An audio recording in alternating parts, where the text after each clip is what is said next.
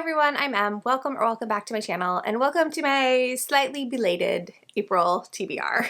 Alright, it's time for some real talk. It's time for some realistic TBR building. My reading has slowed down quite a bit in 2025. I used to average between 20 and 22 books a month, and for the last 2 months I have hovered around 14.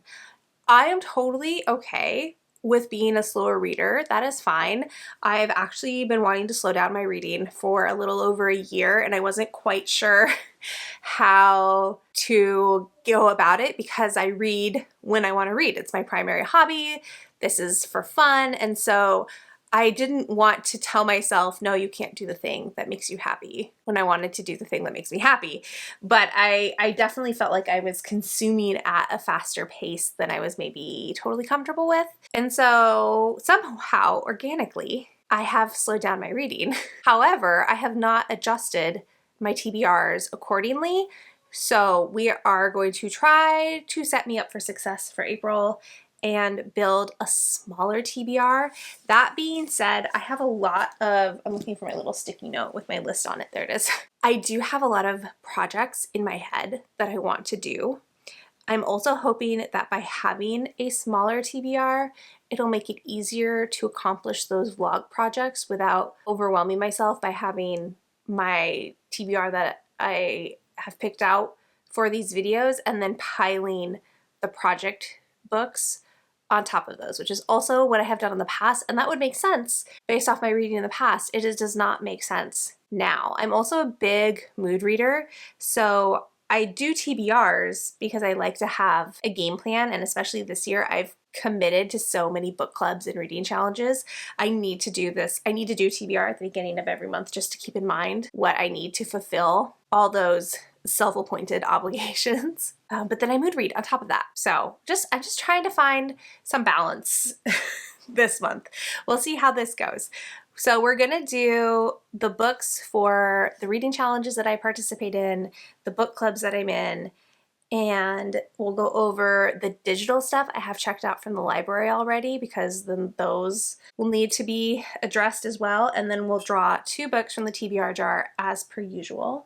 And then that will be it. So hopefully it'll only be maybe around 8 or 9 books, which is still a lot. I wish I could get it smaller, but we'll just see how it goes. So let's start off with my personal challenge, Year of Butler and Gaskell. This is a personal challenge I have given myself for this year, where every month I am alternating reading an Octavia E. Butler book with an Elizabeth Gaskell book. And even months are Gaskell books, and so I decided to pick up Mary Barton, which I think is like one of the stories she is the most famous for, maybe other than North and South, but this is set in a town in England in the 1840s. These books talk a lot about working class differences, the living conditions and working conditions for the middle class, factory life. It is going to kind of follow the same lines. Mary Barton is a factory worker's daughter, and I'm really excited to read this because in February I read North and South, which is the only Elizabeth Gaskell book I've ever read, and that was a reread, so I'm excited to finally be diving into something new from her. Or new for me from her. So yeah, this is up for April. And I like that it's not super chunky. I think that will be helpful in getting it read sooner rather than later. And then for the Buzzword Readathon, we have 2 prompts for the not readathon, I always call it the readathon. For the Buzzword Reading Challenge, the theme for this month is animals. So for the title challenge, it has to be a book with some sort of animal in the title, and then for the cover challenge it has to have an animal on the cover. And I am doubling up. I'm going to read 1 book for both prompts. I'm going to try and read On Animals by Susan Orlean, and I've had the audiobook for this for a really long time. I got it from Libro FM back when it was an ALC. I've read Library Book by Susan Orlean, which was her nonfiction about libraries in the United States and the history of libraries, and it was also tied together with the great Los Angeles Central Library fire in, was it the 90s? Or was it earlier? Anyways, And that was great. I really enjoyed it. I thought the audiobook was really good, and I'm really interested on reading this one, though I don't really know what it's about, like what her take is on animals, other than that it's about animals. So this is a collection of a lifetime of musings, meditations, and in-depth profiles about animals.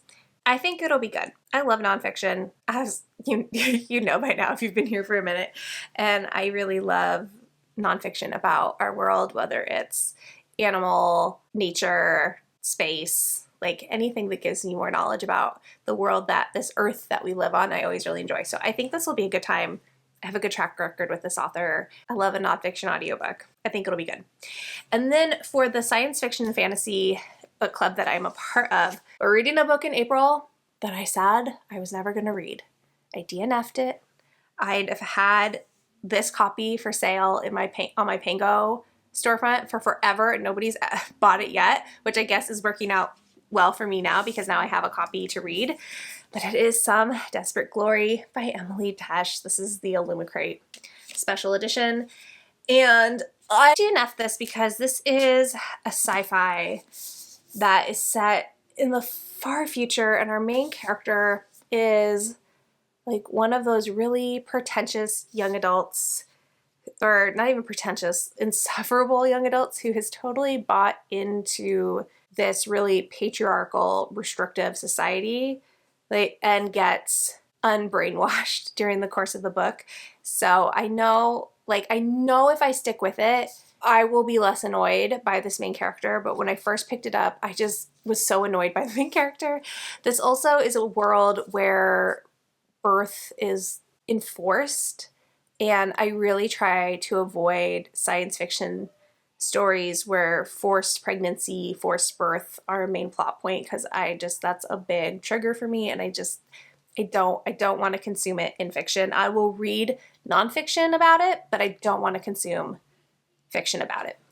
So that will also be like something I'll have to kind of push through and test myself on, but I've heard really good reviews for this. I know a lot of people really love it.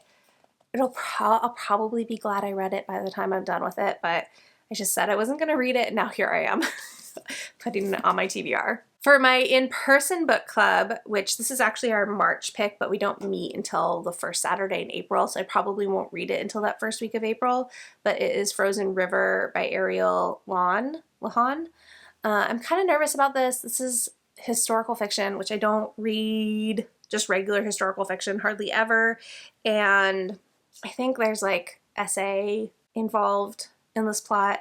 I'm not looking forward to this, but I picked the first book for our book club, so I let everybody else pick this time. I know, it was so generous of me. And so yeah, we'll see. If I don't get to it, it's not the end of the world, but it's there to read. For the Betty Pages Challenge Yourself Reading Challenge, there's a main theme every year. This theme is dystopian novels or so 2025, and the April theme has to do with animals and our planet as well. And there's always a choice for different age categories, and I chose to go with, they say it's YA on theirs. I don't know that it is YA. I think it might be one of kind of those age category straddling books, but I picked Vanishing Treasures, A Bestiary of Extraordinary Endangered Creatures by Catherine Rundell. Again, it's nonfiction about animals, and I probably could have used it, like there's an animal on the cover. I could have used it for buzzword reading challenge, but I also want to listen to On Animals, and I was already able to double that up. So I've had this kind of not on my TBR, but like I've been aware of this book since it came out, and it's just a collection of all the different animals that have gone extinct on our planet. So I think it'll be good.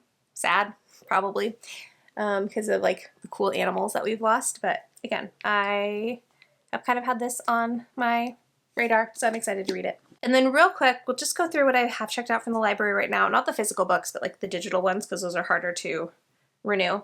So I actually just got, I need to check it out, hold please, the audiobook for The Mourner's Bestiary by Erin Caffel. Wow, this month is going to turn out to be a very like heavy animal book. Though this is memoir for the most part. I picked this up because Easy Cat reviewed it on his channel and made it sound like something I needed to read, and he said the audiobook was really good. I also have Ocean's Godori by Elaine Yu Cho. This is science fiction, and I placed a hold on this after seeing Angela at Literature Science Alliance talk about it. And then I have the ebook for Done and Dusted by Lila Sage, which also may not read because I just don't know if I am a cowgirl or cowboy girl or into this like cowboy romance.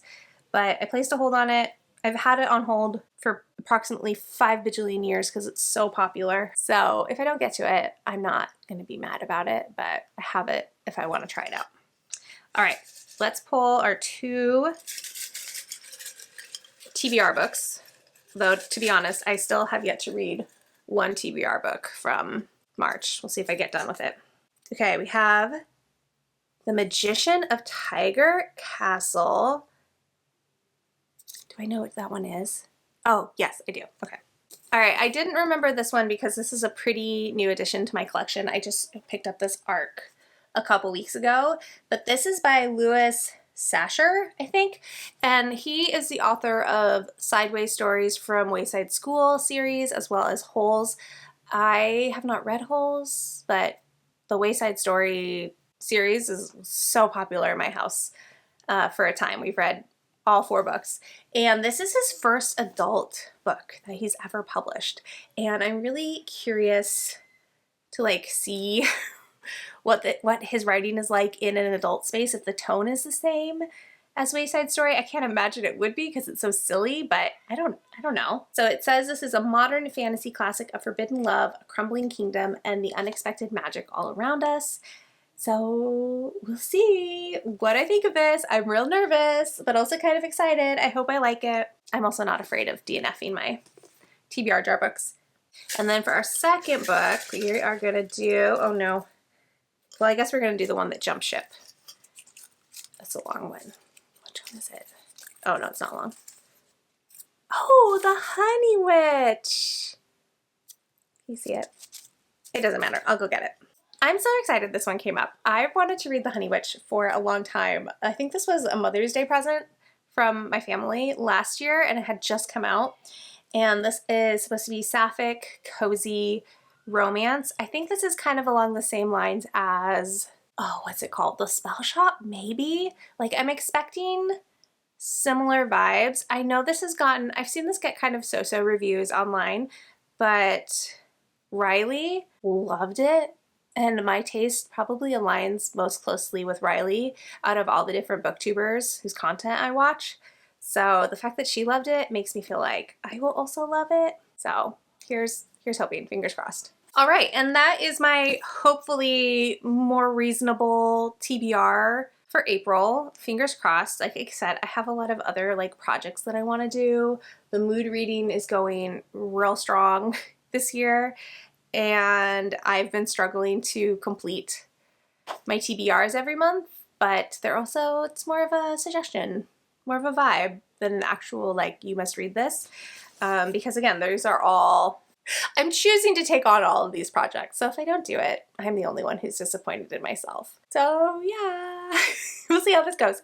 If you've made it to the end of this video, thank you so much for spending your precious time with me. I would love to hear what you are planning to read in April. If you've read any of these books and you have thoughts or feelings, let me know. If you want to leave an emoji to let me know that you made it to the end of the video, or just let me know that you were here.